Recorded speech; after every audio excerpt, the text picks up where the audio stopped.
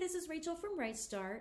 I understand you had a question about the multivide for lesson 42, where we have decimals here in these numbers.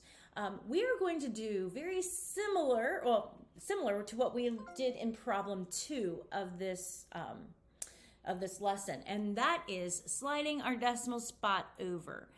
What we do to the divisor, we also have to do to the dividend, so we're going to slide that over. And one thing that I like to do, since this is the multivide, I'm going to go ahead and put my line there, is have a dotted line in a decimal place so that my kids no longer have to worry about where that decimal place is going to be. All right, so now I'm taking a look. I like this better on graph paper. I just don't have any right now, so sorry about that. But want to make sure we keep it lined up. That's the big piece. So 2 goes into 3 how many times? 1 time. Is there any remainders? Yes, there is. There's 1 remainder.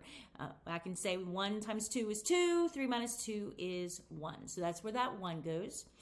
2 goes into 16. How many times? It goes 8 times. So I'm going to put my 8 down there. I already have my decimal point there, so I don't have to worry about adding it there.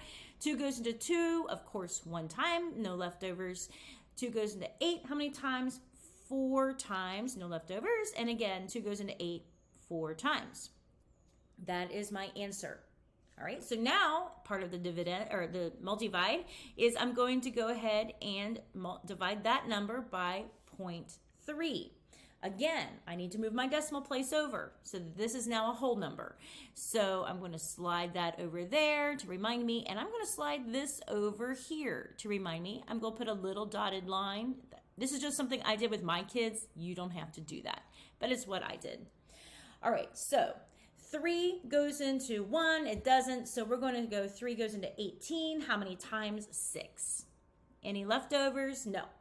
3, does 3 go into 1? It does not, so it goes in 0 times, but I do have 1 as my remainder. So I'm going to actually just remind my kids, I put my little carry there.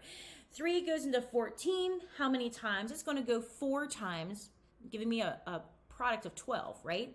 So the difference between 12 and 14 is 2, so I have a leftover of 2. 3 goes evenly into 24 8 times.